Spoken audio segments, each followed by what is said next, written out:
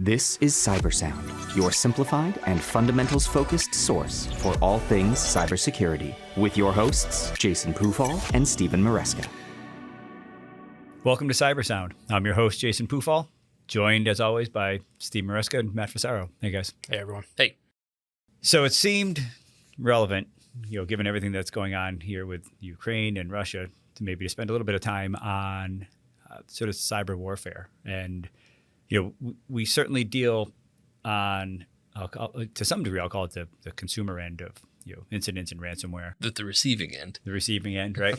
But there's a lot of talk in the news, right? I think people are certainly bringing up what does it potentially mean for us, maybe here in the United States? What does it just mean more generally? Kind of what is cyber warfare in a lot of ways? So I think similar to some of our other podcasts of maybe cyber warfare 101 to some degree, covering what are the risks that we think might present themselves here in the maybe in the not too distant future. What are the type of attacks that we should expect to see? What targets might be attractive? Is it purely technical? Are there other things out there that we need to consider a little bit? So I don't know if either one of you want to take a stab at maybe what is cyber warfare, perhaps. Sure. So maybe let's talk about how targets are picked with something like this and what types of attacks would we be looking at, right? Jason brought up ransomware, right? We're not going to see ransomware most likely in a cyber warfare type of engagement, right? We're going to be looking at destructive types of attacks to either take a service offline, maybe even kill people, right? That's a very likely thing to happen, especially if it's during an operation, right? And that's one thing to remember too, is that most nations don't have the type of cyber capability that some others do. For example, we have a pretty strong cyber program. We assume that Russia has a pretty strong cyber program. It's a lot of assumptions on what everyone has right now too, because we haven't really been in a cyber war yet, at least that we know about. I think I'd say that the framing is that any sort of true cyber warfare aims to do a few things. Either disorient an enemy by reducing the information that they have available, by flooding them with information, to damage the enemy in some capacity, undermining their critical infrastructure, or otherwise distract. Because, deception's part of the game. Feinting attacks are really important. And if you can achieve any one of those three, in large part, you're facilitating actual warfare goals in the physical world at the same time. Right. So when you're saying critical infrastructure, right, I think, water, power, maybe internet, right? The ability to transmit data potentially. I mean, certainly communications. Think back over the last 20 years. There have been a lot of suspicious severed undersea cables. They're test exercises. They're deliberate. If you have the ability as a nation to disrupt communications, you inherently place your foe on an island. So I think that you'd absolutely include communications at the forefront of that. To some degree in cyber warfare, you preserve communications for as long as possible because they are the means by which you make those attacks a reality. But, critical infrastructure could be economic, it could be industrial, right? So actually that's the segue I was thinking of going into, which was how much of the financial system is considered, say, an infrastructure style attack versus, is that just a mechanism perhaps to sort of control your enemy, right? Which I think we're seeing certainly on the Russia side. Yeah, I think financials will be targeted quite a bit. Yeah. Right. Probably right out of the gate too. You're trying to be as effective as possible with the attacks that you've got. Financial impact is something that creates a lot of suffering, whether it be psychological or what have you. That's a good weapon to use if you've got it. Accordingly, financial trading houses and so forth are some of the best defended institutions in general from a cyber perspective. New York Stock Exchange is bristling with the best technology and best software that you can imagine for this sense. It's part of the equation. If you can undermine a country's or an organization's capability to pay its bills, that compels their behavior in a direction away from their other warfare goals. Right. It's altering the calculus, and that's the goal ultimately. Yeah, and I think anything that we would see, here at home would be for that long game, right? Financials, the critical infrastructure pieces that we talked about, water, electricity, things like that. Any attacker would want to impose great inconvenience and cause financial stress on the United States so that we have less of an ability to react kinetically, right? So to do those things, it would take a long time in a cyber sense to actually make that effective, right? All the same, there are psychological outcomes of some of these attacks. The Colonial Pipeline was ransomware. It was isolated. It wouldn't be considered cyber warfare, right? Right. But a ransomware attack on a pipeline company in the petrochemical space caused panic buying. It caused shortages, even though there was no real shortage of gas. And that chaos that ensues is itself a reasonable goal in warfare. You can link the two, especially when we're talking about cyber warfare being sort of something that facilitates war in the physical realm as well. So, the chaos statement's a good one too, because I partly want to go down the path of propaganda, and I don't know that you want to say that is cyber war, right? Propaganda has been around for 100 years, right? More you can go back far, but the reality is it's easy to get misinformation out or disinformation, really quickly, en masse. That's really challenging now to sort of sort the truth from fiction in a lot of ways. Interestingly, I've got a 15-year-old who's much more in tune with social media, certainly, than I am. And I was fascinated to see how much what felt like very legitimate news coming from people on Instagram who had contacts in the Ukraine and yet were reporting almost in real time what felt like very, very factual information. But I found myself saying, well, really, how much does that individual really know, and how accurate is all of this? Like, it's really hard to take what appears to be a very authoritative source and kind of not trust it. And I think that's part of that chaos that you're bringing up. It is, but it's not really cyber warfare. Nope. This just happens to be the same old story that's been always true for centuries. That right? you can do more quickly now, though. Exactly. Right. The speed of information travels. What's the adage? Truth flies more slowly than falsehood, or something to that effect. I'm butchering it, but I don't know the if point that works. But the point remains, right? Confusion, if sowed, is just simply more effective in today's sphere. But cyber warfare, it's at its fringes. If we're thinking about critical infrastructure, you bomb or you disable in the real world power transmission, power generation, gas pumping stations, life safety organizations. You inhibit communications. Those are the things that you can achieve with kinetic weapons, like you were referencing earlier. But if you're an invading force, you want to preserve a lot of that infrastructure. If you can disable it entirely with your electronic attack, you are fundamentally making your spoils of war more functional when you walk in after the fact. That's part of this to some degree. We're talking about a conflict at the moment that involves annexation of territory in 2014. Effectively planned annexation of territory at the moment. This is essentially part of the game. And preserving infrastructure while still disabling it is sort of one of the unique aspects of cyber warfare, in my opinion. Right. Yeah, I think that kind of goes to show that cyber warfare will look different depending on whether you have an invading force or not. Right. The tactics change, the types of attacks will change. Like Steve said, they may not do much to a power grid, but just kind of try to disable it for now. Right. Right, because they want it intact later. Right. I mean, communications was directly affected in Ukraine. Right. I'm pretty sure that they're pretty much only on things like Starlink at this point, because Russia was successful in stopping communications. Right.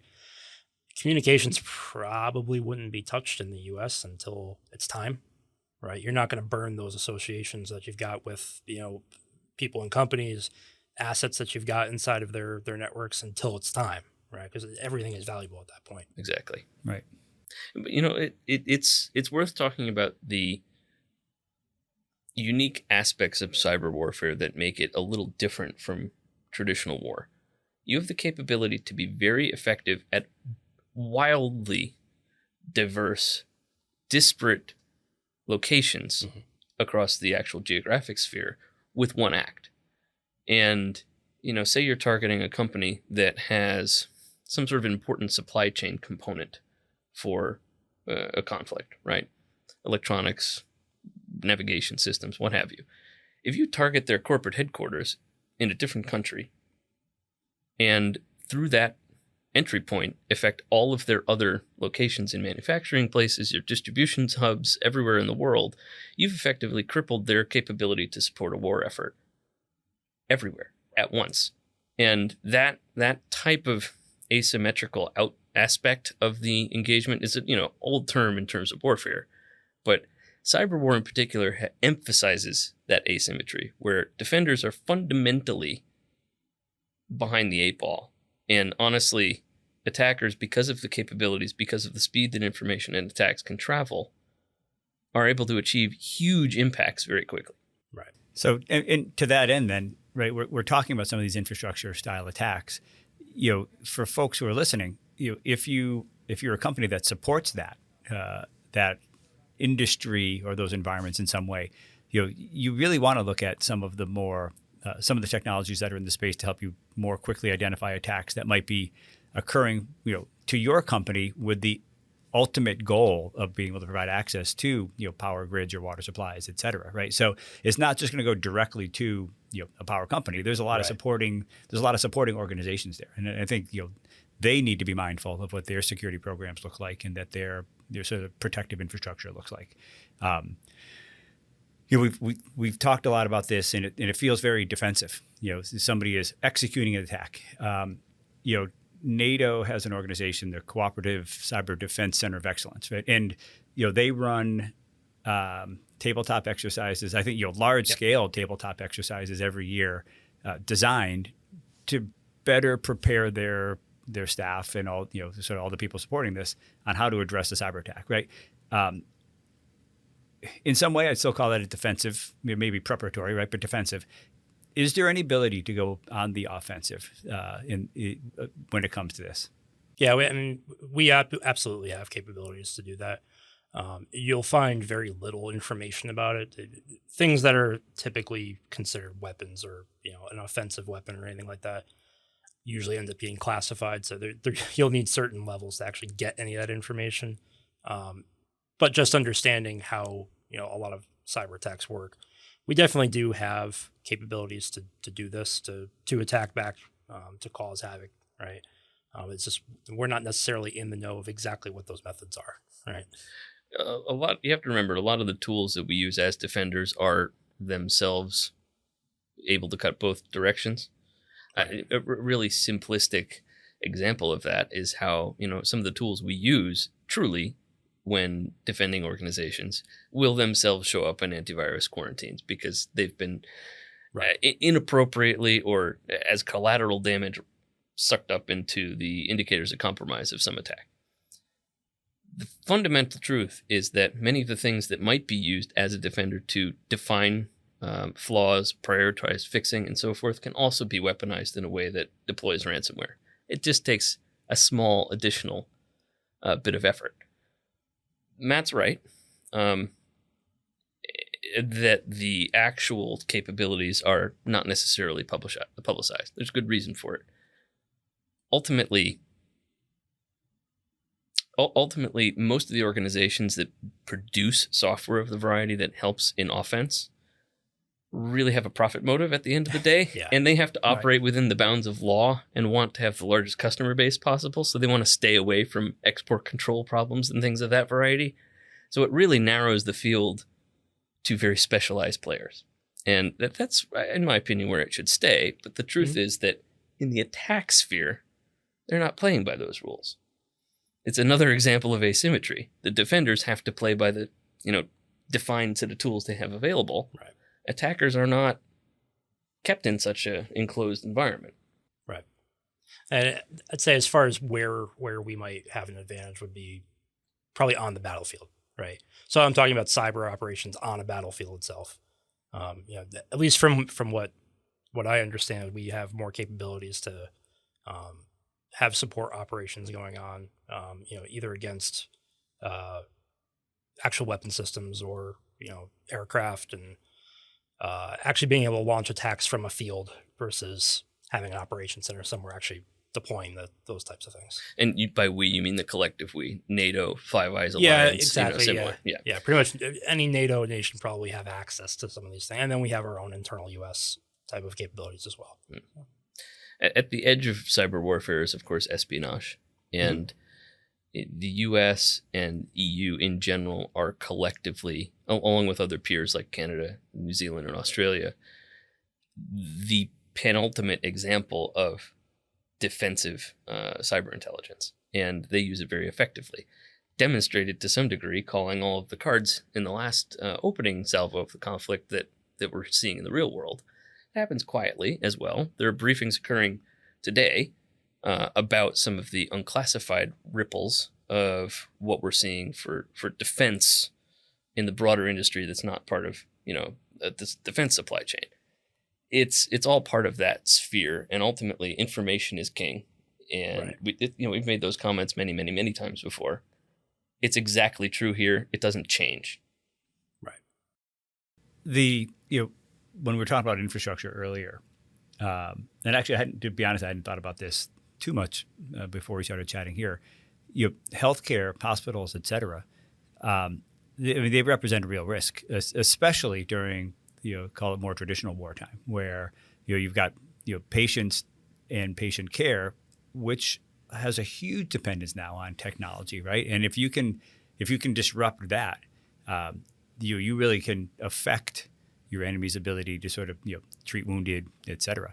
And I think some of that is actually called out in some of the sort of the legal work around the ethics of cyber warfare and what's permitted and what's not. It'll be interesting to see if that even evolves more, right? But to your point, there's an asymmetry there, right? Because you can write down all the law you want. We're seeing those types of things not being followed right now. Right. So I have little faith that an attacking entity will follow those rules, right?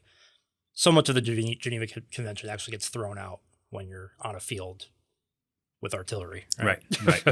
But there's no question, though, that the capability is there. I mean, no question. All of the ransomware that have affected, healthcare facilities in the last 10 years have absolutely made giant waves in terms of news.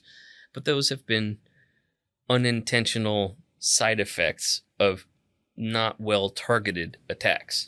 Right. In the hands of an actual strategic enemy, it's game over. Right. And unfortunately, we know that the healthcare industry is, in spite of HIPAA, right, in spite of some of the other regulatory requirements, one of the least secure environments that we often run into. And so, that and I'd say our power grid with some of the traditional controls there represent real risk. Yep. Yeah, I think a lot of these entities need to start focusing on how to recover from something like that. Assume you're not going to defeat the attacker, right? Assume you're going to have a major incident happen when it comes to cyber warfare and have a plan.